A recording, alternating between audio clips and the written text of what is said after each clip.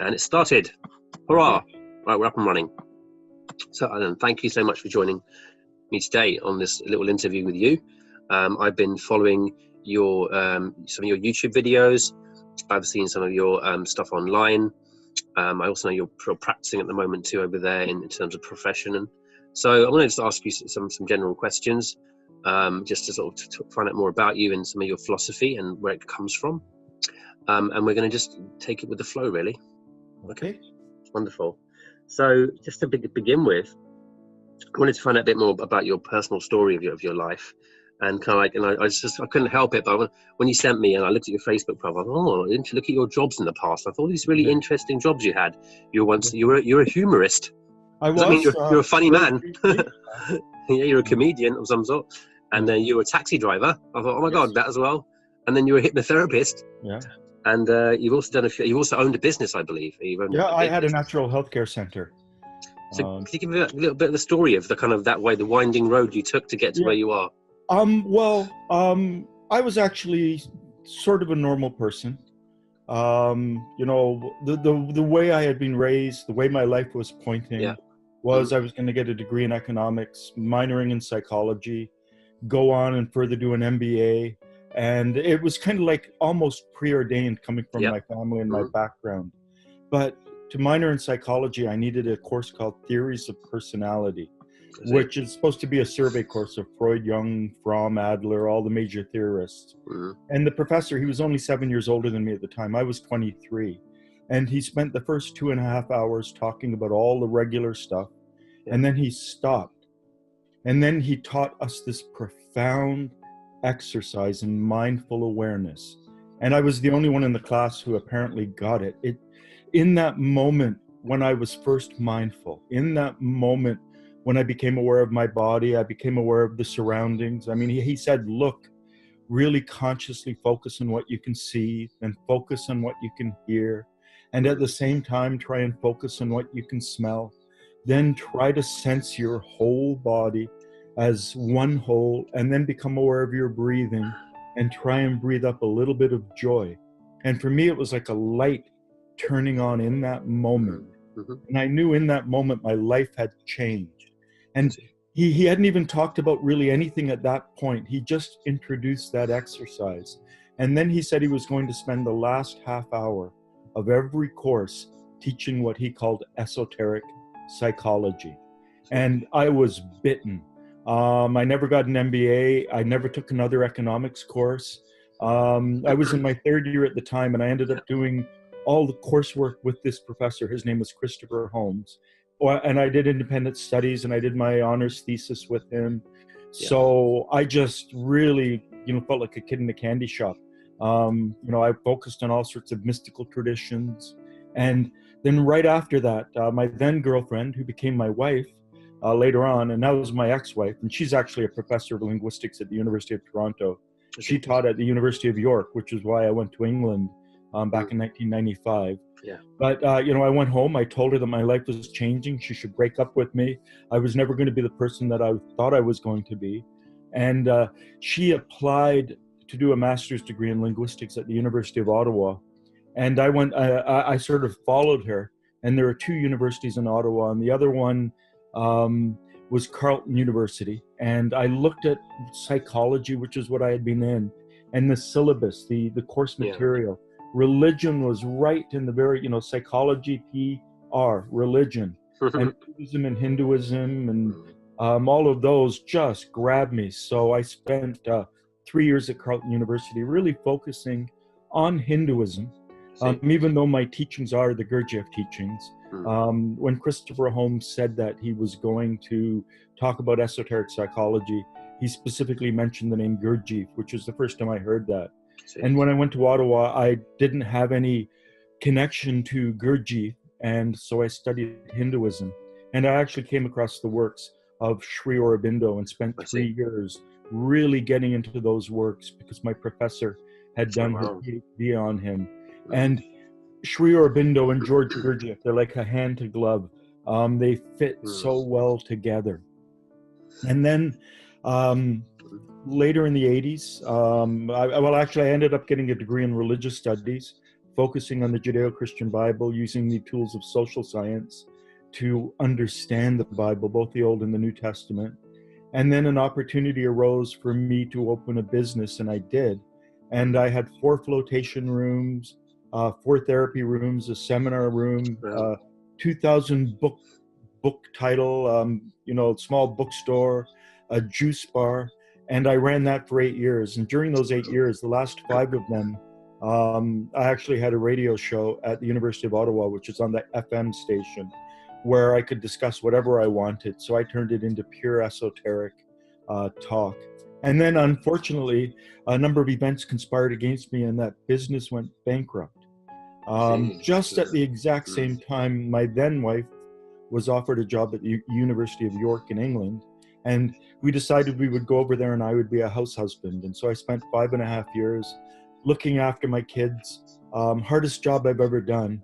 And when it came time to, when our relationship ended and it kind of petered out, she's still a very good friend of mine. I have a key to her house. Her 14-year-old son, who's not my child, is one of the closest people in the world to me. But when it ended, I wanted a job that would allow me to see my kids often. And that's where the taxi driving came in, which I did in York, in England, a magical, beautiful medieval city. For years. Yeah. It's wonderful. And then I came back to Canada. I eventually set myself back up as a hypnotherapist. I started doing that in 1989. I did it from 1989 until 1995 at my healthcare center in Ottawa. And here I am. I'm still very much a mystic. That's how I define myself. Sure. I'm a mystic who earns money doing hypnotherapy. Mystic stuff is once it's in your blood, it's in your blood, isn't it? Yeah. Really, I suppose it stays there. When you get bitten by the mystic bug, then it's got you for life, I think. Yeah. And you walk the road. George Gurdjieff actually says that we have something called a magnetic center. Not all of us do. Most people do not have a magnetic center. And the way I define it, it's like a lodestone in the heart that orients you to mystical teachings and conscious influences. And mine got activated like bang, 1981, January 5th, first day of class at York University here in Toronto. And it's never been the same. And there were years I thought, why couldn't I be normal? Why couldn't I have done a normal life and pursued normal? Every time I tried, I just couldn't do it. Something in me rebelled.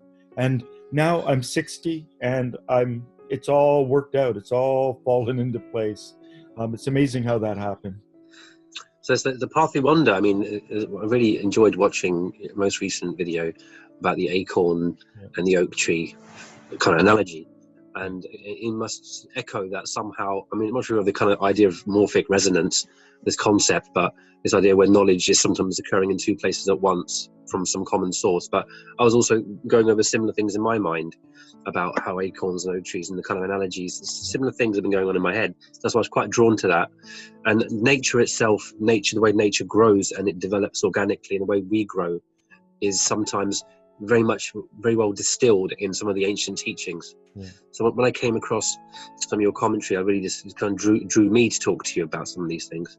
Now, a little bit of a similarity here is Sri Aurobindo is quite influential to me also. In 2000 and, I think twice I've been to the Sri Aurobindo ashram in Pondicherry, and for one time maybe 6 weeks or so, 6-7 weeks there, and spent a lot of time absorbing the teachings and what was really transpersonal psychology, but under a different name.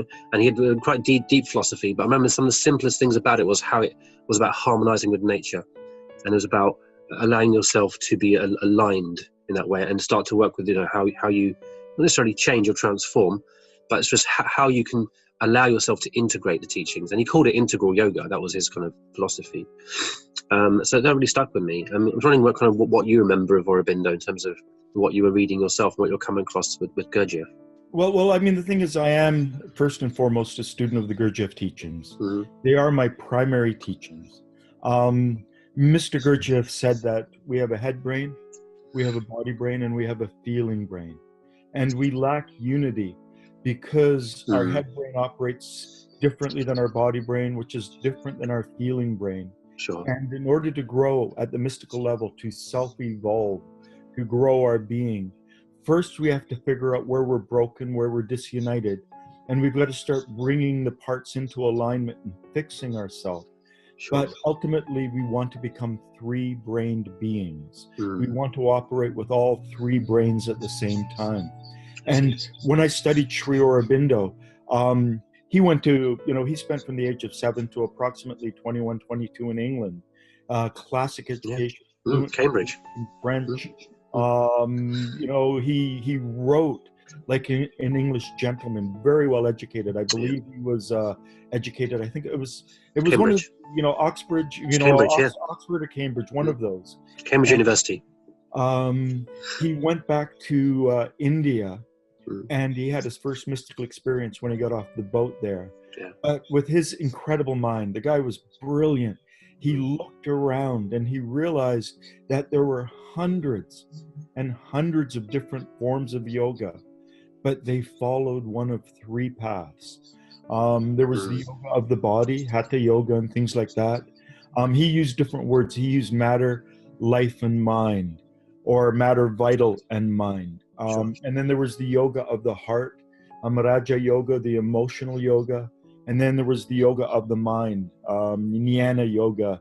And he came up with the idea of synthesizing them.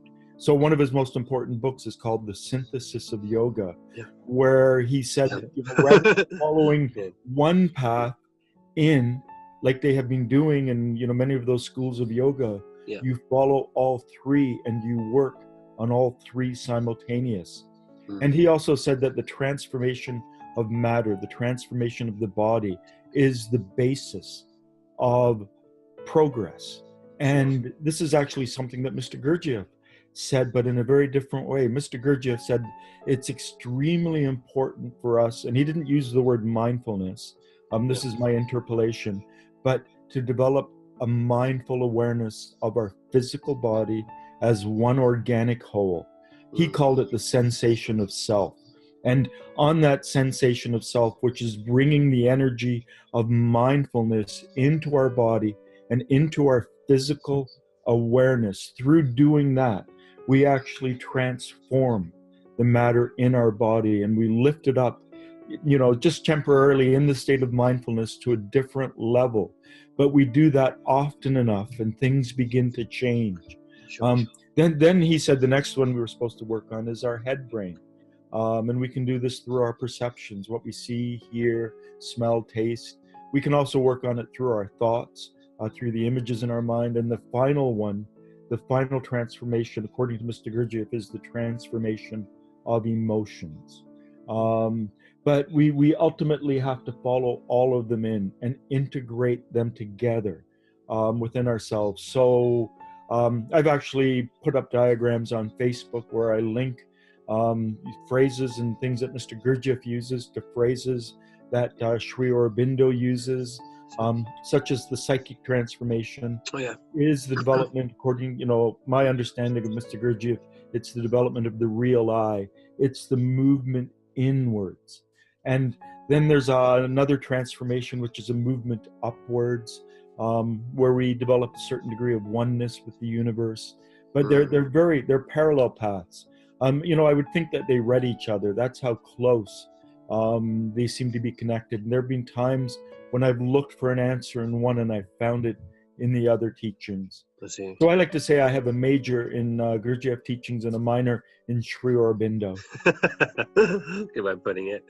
So let's look at this. In terms of, let's look at symbolism here. You mentioned the kind of three things: mind, feelings, body, triangle.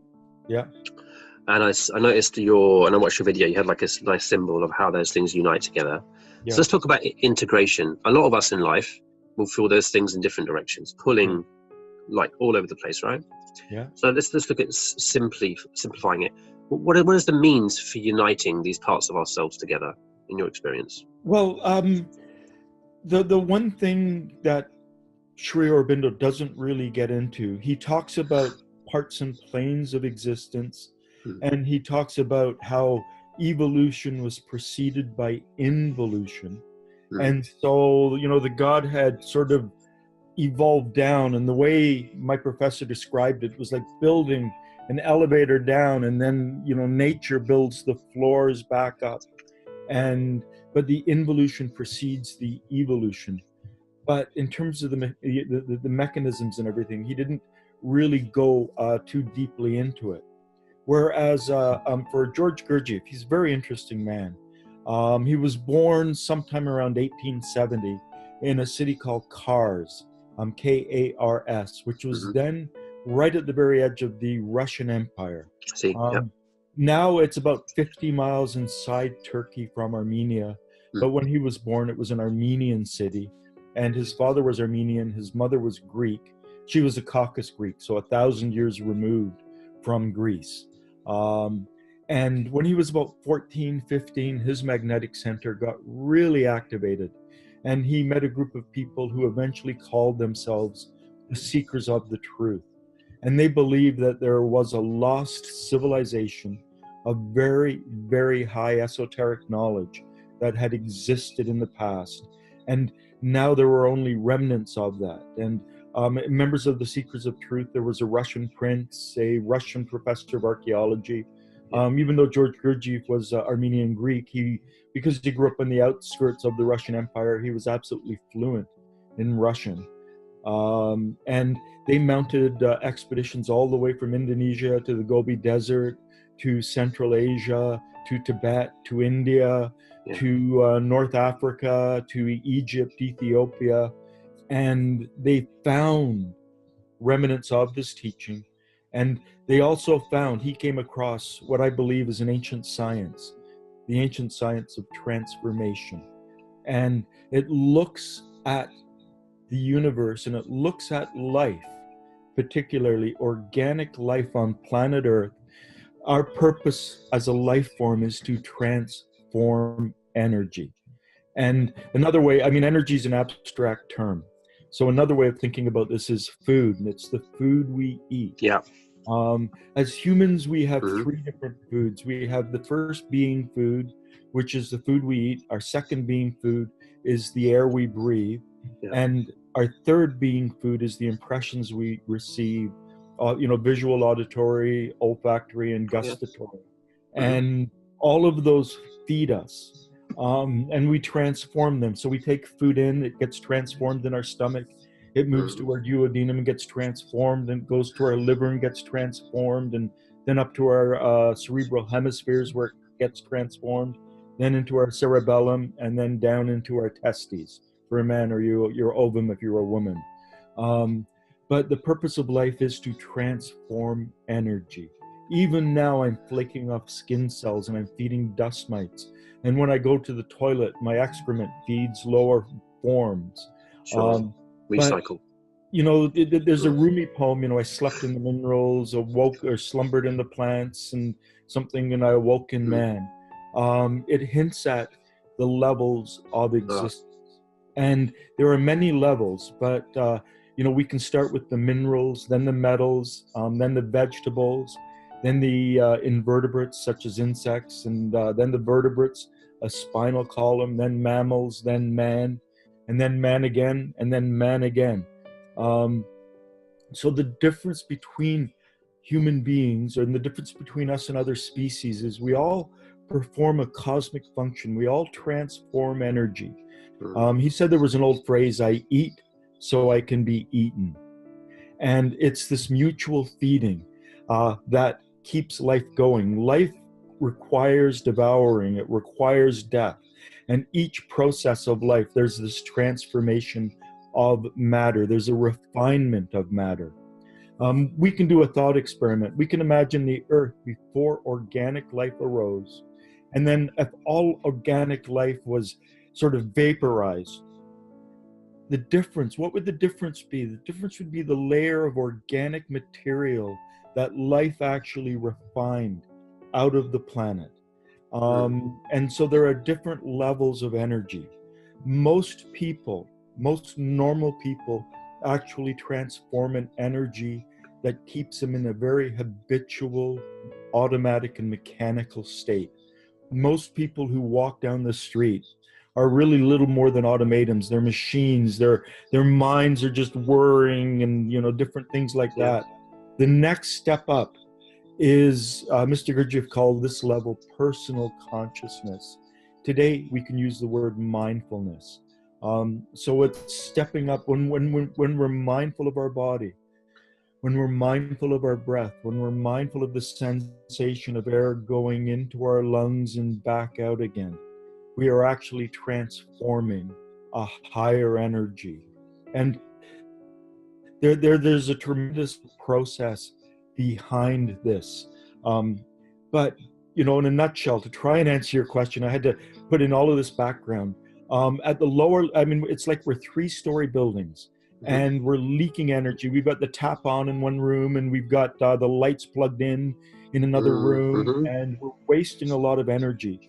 And so what we have to do is we have to look within ourselves through self-study and self-observation and figure out where we are broken, where we are fractured, where we are leaking energy, and slowly begin to fix those leaks. Because when we do, we will have enough energy to really maintain a mindful state. So this fractured, disunited being that we are, one part of us says, I want to exercise, it's really good for me, and they set the alarm, it's usually the head brain, set the alarm for 6 a.m. and then the body brain wakes up and goes, no, I need more sleep. And so it's bringing the self into sort of a coherence, into a central whole. And one way we also do this is through the use of conscious labors and intentional suffering. So we make ourselves do things we don't want to do. One way to suffer is to not scratch an itch. There is more to be gained from not scratching an itch than from scratching the itch, especially if we do it consciously. Any mechanical suffering is lost. So there are many different ways we begin to release this energy. And as we release this energy, we have more and more energy to live in the mindful state. But in the mindful state, we actually grow an inner body. Mr. Gurdjieff called it a Kesdjan body, but it's also been called an astral body. He didn't like the term astral because there are so many other associations and some misunderstandings with it. But if we practice mindfulness in a very specific way, we begin to crystallize within ourselves at a higher level, sort of a new framework. And from there, we can even develop higher parts of our being. And the ultimate goal is to be awakened.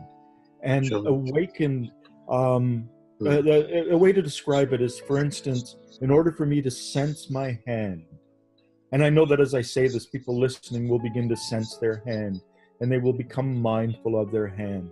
So in order to become mindful of our hands, mindful of our fingers, mindful of the flesh and bones in our hands, we actually have to inwardly detach from our hand to observe it. In order to be mindful of my whole body, the sensation of self, I actually have to inwardly detach to observe my body. In order to become mindful of what I'm feeling, in order to label what I'm feeling, I have to step back and detach from my feelings to label it. Now, when most people are introduced to mindfulness, it's like a flashlight, a torchlight shone on their hand, and they're focusing on their hand. But when you do it enough and you begin to do it in the proper form and sequence, you begin to wonder, well, what is it that's holding the hand? And what is holding the hand in Eastern traditions is called the witness, the observer. So the state of consciousness, the state of awareness, the next level in the transformation of energies above the mindful state is into the witness, the observer. Mr. Gurdjieff called it the real I. That's when the true self that's within us comes out.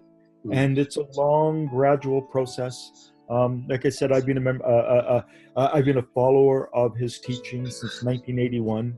And they're just incredible. And I should point out, he did die in 1949 in Paris.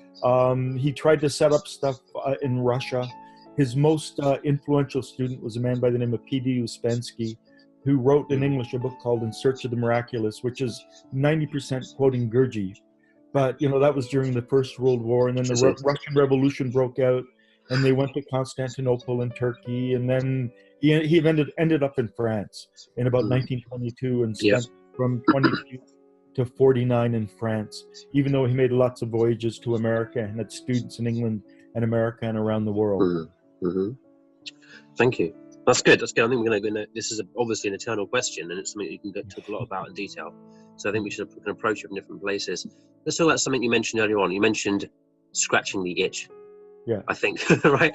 So I'm just going to use that to weave into the next question. So let's talk about, I watched one of your videos earlier on, and you talked about, and it's also, you talked about, it was in context of men, actually, in men's self-esteem, that you in your life at some point had a skin condition known as psoriasis. Psoriasis, yeah. And then you managed to cure it yourself. Yeah. I'm also asking this question because I recently also got that, and it's never had it before in my life. I had asthma when I was younger. I never really had eczema. I used to have a few odd reactions in my skin when I used to go in the sea and swim in the Red Sea and whatever with jellyfish, sort of neutral stuff. But then, like recently, like around November time, summertime, I got this sort of skin issue, like it's on my neck, makes me want to itch. It's quite uncomfortable. It's on my elbows. So, when I watched your video, it wasn't long ago, and I thought, wow, you cured it yourself. So I wanted to ask you, how did you cure your thing yourself, and what was underneath it all? I had something called psoriatic arthritis, which was a combination of psoriasis and arthritis. I see. And my knuckles were very red, and I had patches on my arm and a couple on my face, and some in my head.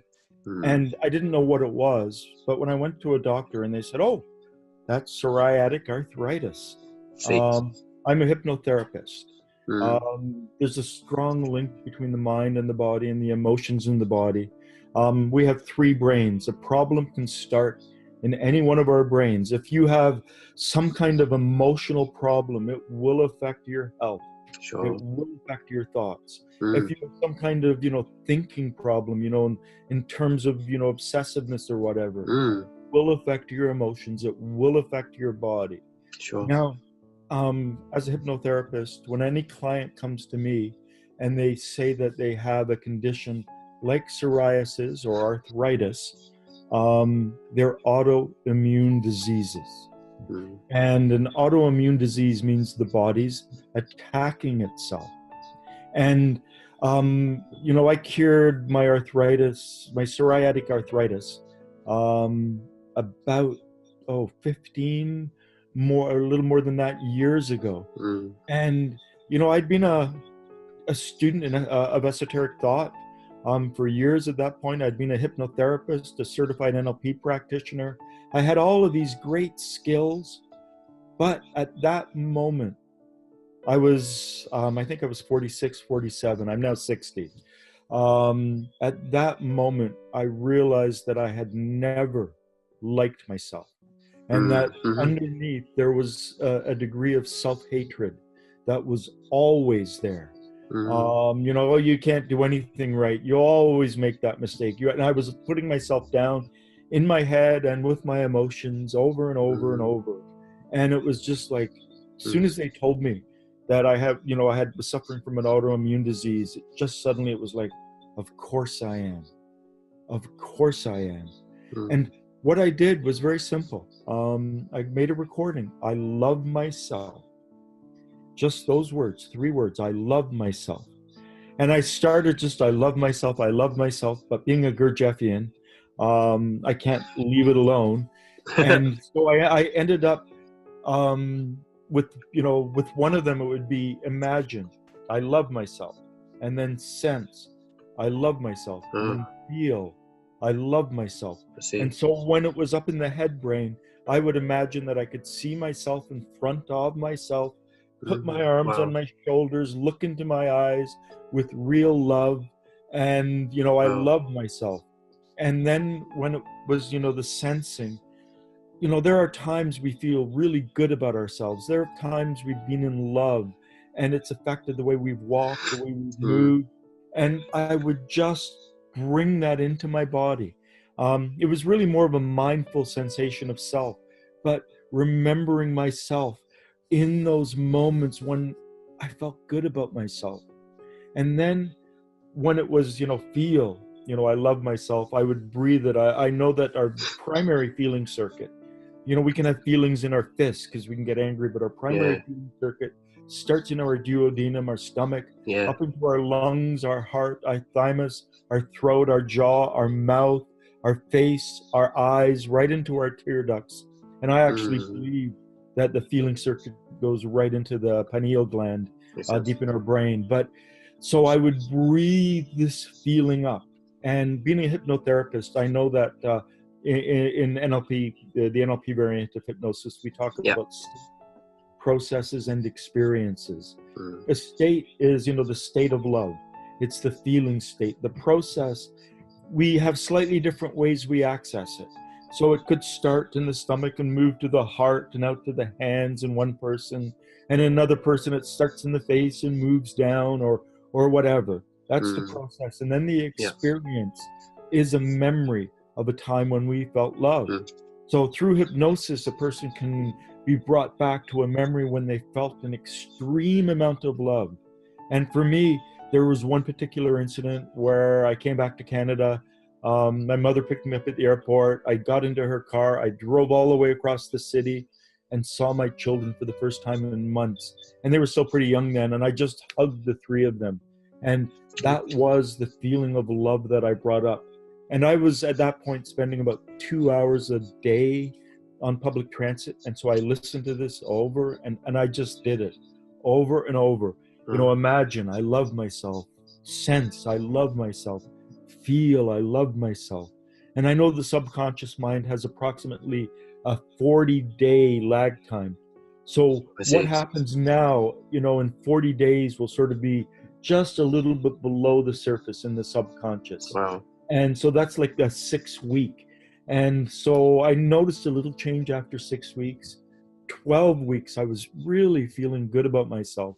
I was loving myself. And the more I did that, the more I don't have it on my hands anymore, and my elbows, the arthritis that I had in my elbows and knees, I don't have anymore. I still actually have arthritis in my fingers, but I have something called Dupuytren's contraction, which my dad, when he was my age, it's a genetic disease. So I do exercises to keep my hands open, which still causes the arthritis in my fingers because of that. But elsewhere, my wrists, my elbows, my knees, it's gone. And, the psoriasis on my face, my knuckles, my head cleared up. So looking that's great. That. Looking very well, Alan. You're looking very well, Alan. You're looking very well indeed. I will certainly try this out for 40 days and tell you what happens in 42 days' time. Interesting, it's 40 days, that length of time, again, that seems to reappear across all traditions. Something to do with the subconscious. Let's add something here. Let's look at some of the origins there. This self-esteem, skin, self-hatred, seems to be deep down there. And it was, autoimmune, attacking yourself. Where does it come from? Where does the self-hatred stem from? Where do you think it comes from? Because I think you're probably not alone in this. Anyone watching this video will think about that. It seems to be something which is really out there a lot. Where does it come from? This self-hatred, this self-loathing is actually an emotion. And it is, for me, the problem was in my emotional brain. And it had seeped into my beliefs, into my thoughts, and then into my body. This is something that neuroscientists are beginning to find out. But Mr. Gurdjieff said this, around 1915, that we have not experienced a new feeling, a new emotion since approximately the age of 8.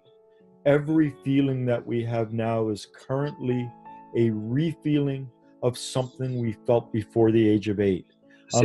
Neuroscientists have determined this by trying to work with sociopaths who lack empathy, which is an emotion. Before the age of 8, they can help them. After the age of 8, they have to use operant conditioning. And they teach them that if you hurt someone, bad things happen to you. If you're nice to them, good things happen to you. Sure. We actually have a jail in Utah that's based on that. And, they don't fix them.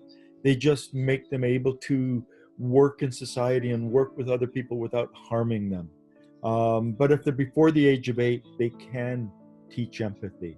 So these emotions are really, really early.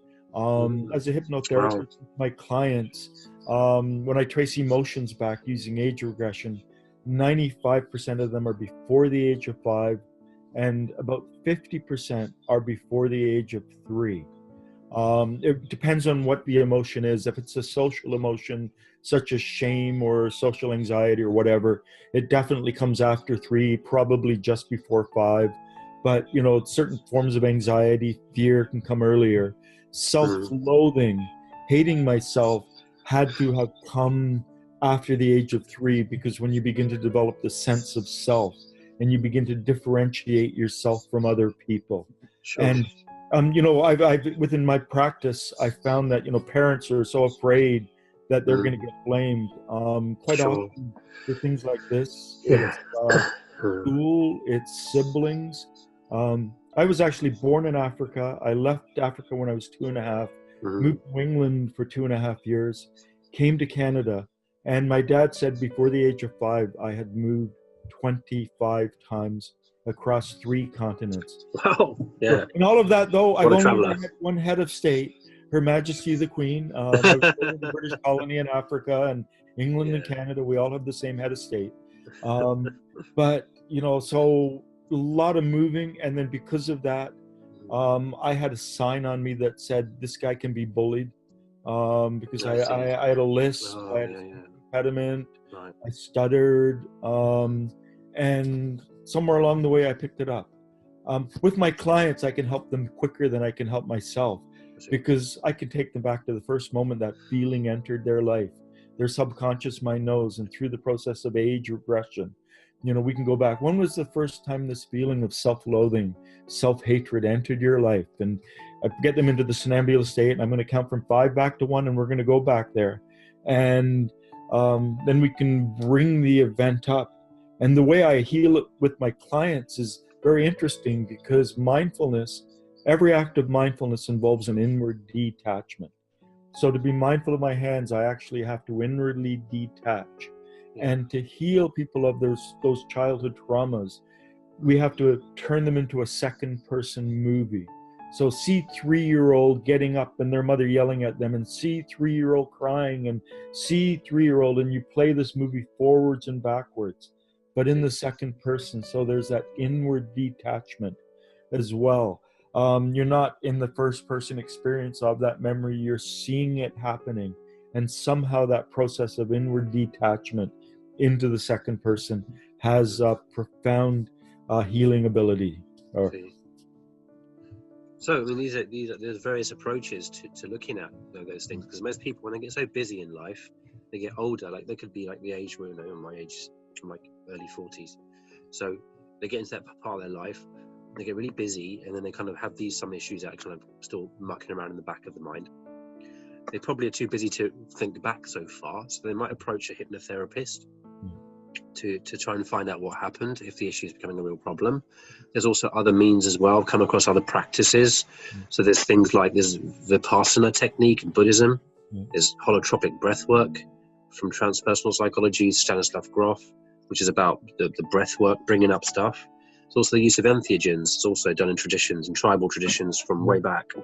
So just to sort of bring up these things, you know, in terms of these various diverse approaches to this, are they about surfacing the subconscious? Also, let me add also one more. Jungian dream work is also very accessible to lots of people. That's free and easy and natural, you could say. Dream work is also great too. Another way of seeing the subconscious. So there's all these different pathways to looking at our subconscious mind. What's your view in those practically in modern day and age? You know, for myself, because I was spending so much time on public transit back then, I didn't do it that way. I did it a different way. I understood that the subconscious mind is like a recording device. I tell my clients, it's like, you know, imagine a mountain lake, you know, a volcanic lake, and it's completely still. And what appears above gets imprinted on the surface. And then a second later, that's just slightly below the surface. And what's there next is imprinted, and what's there is next. So from moment to moment to moment, we're creating these layers. And after about 40 days, it begins to become part of our subconscious. But you can imagine every experience for our whole life goes deeper and deeper. And now we have certain currents. So we could have this self-loathing as this massive current. We can also reach down by doing shadow work or whatever, and pull something up to the surface. And the thing, is to bring it up to the surface, to bring it up to the light, to cleanse it, to work through it. So there are many different ways. I took the approach for myself was, okay, well, I'm going to do it today, I'm going to do it tomorrow, I'm going to do it, and I'm going to do it like up to 2 hours a day, just listening on transit, knowing that I'm eventually seeding my subconscious. And so eventually, this layer gets deeper and deeper and deeper, and it begins to have an effect and help transform within. But through hypnosis, we reach down and we pull that particular muck that's related to all the other mucks and heal it. And, through the shadow work, through holotrophic breath work, through all of that, in a sense, you're doing the same. I think with hypnosis, it's easier, but, this is something that a lot of hypnotherapists don't do because there are no textbook cases. For every 20 age regressions I do, one follows the way I was trained. But the way I was trained was I was told that they never follow the way. And it's always different, but as long as you go with the flow, and I've done it so many times that I know how to work with it, but it doesn't work with everyone. Some people can't be hypnotized. Some people can't. They can be hypnotized, but they can't access those memories. And so there are different ways around it. Like you said, dream work, Jungian shadow work, holotrophic breath work, different things like that. I think Vipassana is something else. I think Vipassana is putting a layer of calm on the top and another layer of calm and another layer of calm. Not the same. You do that for 10 days, real intensive. And that's a real strong layer of calm. And then you should reinforce it at home by doing it an hour a day or whatever. And eventually you calm and you become calm. Sure. Sure indeed. Just look around something here. Okay, it's just a little. So we're going to move on from there. So, okay, I'm going to just check my questions and check if I've asked all the right things that I was going to ask you about. Just a minute, please. I was just checking it earlier while we're talking. I've got to check this. I had like 5 things I wrote down. Let's quickly whiz through this. Done that one, done that one. Yeah, cool. Yeah, we're going to definitely talk about some of the things that you do and like look at your website in a minute. I know you're a bit of a fan of ancient wisdom or even like way back stuff. Yeah. And we've got some certain interests around that too. Let's pick this up here. Okay, good. We're good. So we can now look at some of your things now. So I'm going to go to your website, okay, Allan. We've found it now. So it's called torontohypnotherapist.com. So what I can do is I can share the screen just a moment as I do some flash things in the background. It won't take me long. And whoosh, how's that? Is that good? Oh, yes. As if by magic. Yeah. Here it is. So as we go here, I'm going to move this little thing around, my little icon of stuff, not turn anything off. So here's your website, torontohypnotherapist.com. And we've got here some things. We've got tell us about your Instagram. What have you got on there?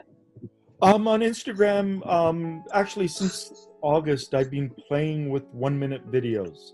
Yeah. With subtitles, with words and spoken words. Yeah. I did a whole bunch on hypnosis, studies on hypnosis. Recently, I've been doing them on mindfulness and mindful awareness. So I think the last, 20 have been about mindfulness, and they're just 1 minute I call them 1 minute inner exercises, just a way to be mindful. So that's what my Excellent. Instagram. Very good. And the YouTube channel has got a few things I've seen on them. It was very interesting. Yeah. I really enjoyed that. So maybe you want to mention, you've got something on, you've got some stuff about hypnosis, hypnotherapy on, then also things around what you call esoteric psychology. Yes. I've got all sorts of stuff. All the stuff on Instagram is on YouTube. Yeah. I also have, I have group meetings, and sometimes I tape, group mindfulness exercises, and I put them up on YouTube. And then I've got all, if you can see on the right side of that screen, those are all videos there. So what is hypnosis? Science of hypnosis. Science of hypnosis, is it real? Myths of hypnosis. Those were all videos I made. I've actually got a wall here that I painted green, and Adobe Premiere, so it's like a green screen. Chroma screen. So I can just put backgrounds in and sure. then I did a whole series on DBT. I've got 3.5 hours of video on Oh, I see. DBT, dialectical behavior therapy. Uh-huh. So I've got, a video on mindfulness, on emotional regulation skills, distress tolerance skills, and interpersonal relationship skills. And then further, the different things that I work on, stress, depression, anxiety, addictions, inner growth. And then I've got a whole series of 7 videos for mindfulness, for a technique called self-remembering. Just the beginner's level, not the advanced level, but to teach people how to become conscious of what they can see while being conscious of what they hear, while being conscious of what they smell, while being conscious of their body as one organic whole. And I have 7 videos that put it all together. So I start with mindful breathing, and then I have 2 that develop the awareness of the body, and then 2 that develop our external perceptions, and then the final 2 where I bring it all together.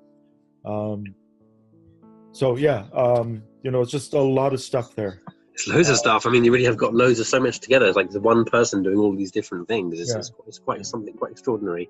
Yeah. So I should enjoy looking at that. So what I'll do is in this link, the video link for this, I'll put in the description, the links to this stuff. Yeah. Excellent, Allan. It's really interesting talking to you. Thank you so much. Oh, my pleasure. I'm wishing you really well success in your future practice. And hope this video can be useful for you in some way. So I'm going to stop the recording now.